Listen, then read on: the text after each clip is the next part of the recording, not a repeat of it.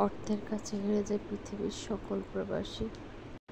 আদরের সন্তান রেখে, স্ত্রী রেখে, মা বাবা রেখে চলে যেতে হয় দূর প্রবাসী। এর নাম প্রবাস। আসসালামু আলাইকুম এভরিওয়ান, কেমন আছেন? ইয়াসমিন সুলতান ইউটিউব চ্যানেলে নতুন একটা ভিডিও নিয়ে চলে আসলাম। ভিডিওটা দিব কি দিব না সেই কনফিউশনের মধ্যে ছিলাম, তারপর অবশেষে স্মৃতি হিসাবে রেখে দেওয়ার জন্য দিয়ে দিলাম। তো যাই হোক,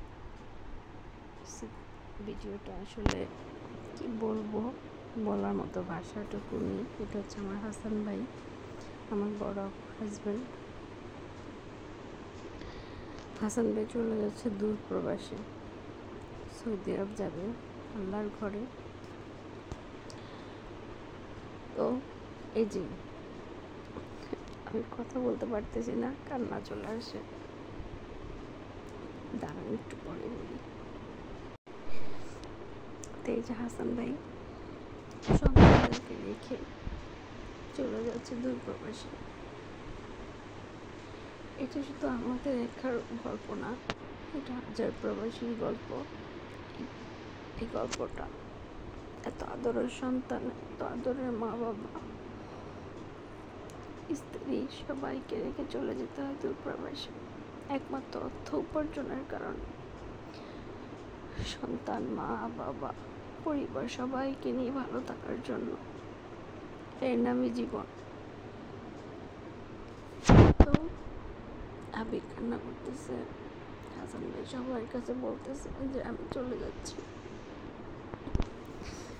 আমার নিজের কান্না আসতেছে, আমি কি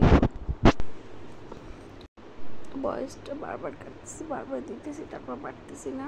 তো যাই হোক, আমরা তো হাসান ভাইকে নিয়ে গাড়ির উদ্দেশ্যে রওনা হয়ে গেলাম। আজকে হচ্ছে গিয়ে কত তারিখ? 13ই মার্চ 2025। মার্চ মাসের 13 তারিখে বৃহস্পতিবার 4টা বাজে হচ্ছে হাসান ভাইয়ের ফ্লাইট। তো হাসান ভাই আপু আগের দিন আমার বাসায় চলে আসছে হাসান ভাইকে এয়ারপোর্টে দিয়ে আসার জন্য। যদিও আমার প্ল্যান প্রোগ্রাম ছিল না যাওয়ার জন্য, রাইসানের যেহেতু পরীক্ষা। রাইসানের হঠাৎ করে আমি জানতাম না যে রাইসানের 50 মার্কের পরীক্ষা। রাইসান চলে আসলো, তারপর আমি আর নিজেকে, রাইসানের সাথে অনেক কান্নাকাটি, আমিও নিজেকে ধরে রাখতে পারলাম না যে না যাই। আমাদেরকে যে ছোট পাইছে হাসান ভাই একটু অসুস্থ শারীরিকভাবে। এই মানুষটাকে যে প্রবাসে দিব, যেতে হবে, এটা কখনো ভাবনা চিন্তার বাহিরে ছিল। তারপরে জীবিকার তাগিদে চলে যেতেই হয়।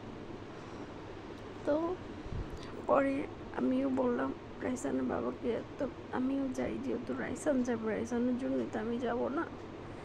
তো চলো তাহলে আমিও যাই, কারণ আপু অনেক কান্নাকাটি করবে, আবির রাহিম অনেক কান্নাকাটি করবে বাবাকে দূর প্রবাসে দিতে গিয়ে। এই যে রাহিম তো অনেক, আবির অনেক কান্নাকাটি করতেছে, হাসান ভাই তো প্রচুর কান্নাকাটি করছে। রাইসানের বাবা আবার সব কিছু গুছিয়ে নিতেছে। এই যে আবির কান্না করতেছে। আসলে মেমোরি, ইউটিউবে ইনকাম জিনিসটা সবচেয়ে বড় কথা না, বড় কথা হচ্ছে যে আমরা যারা ভিডিও করি তাদের এই স্মৃতি মেমোরিগুলো থেকে যায়, সেটা হচ্ছে সবচেয়ে বড় জিনিস।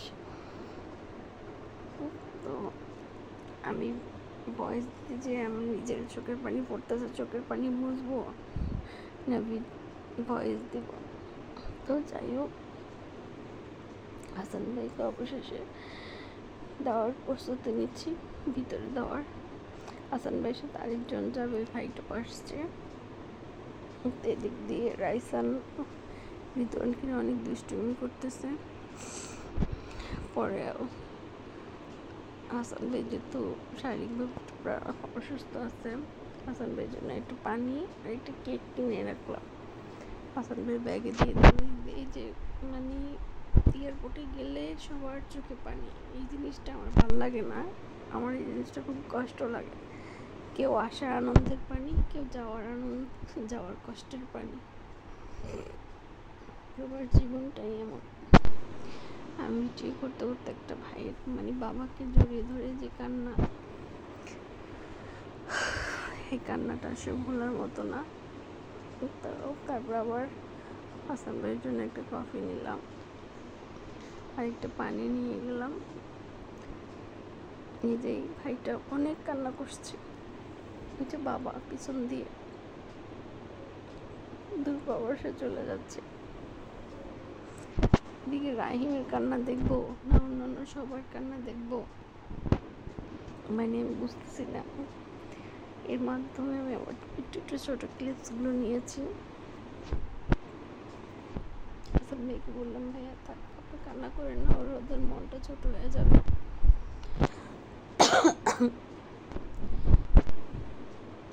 তো রাইসান বাবা এয়ারপোর্টের লাকিস টাকি সব নিজে ওইদিকে নিয়ে গেছে, বলছে তারপর হাসান ভাই যে ওইদিকে দাঁড়াইলে হবে। এখন হচ্ছে হাসান ভাইকে ভিতরে দিয়ে দিব। এই যে ভিতরে চলে গেছে, এখন ওদের সাথে ভিডিও কলে কথা বলতেছে। ওরা তো দুই ভাই অনেক কান্নাকাটি করতেছে, আমি কাঁদতেছি, ওরা কি কাঁদবে।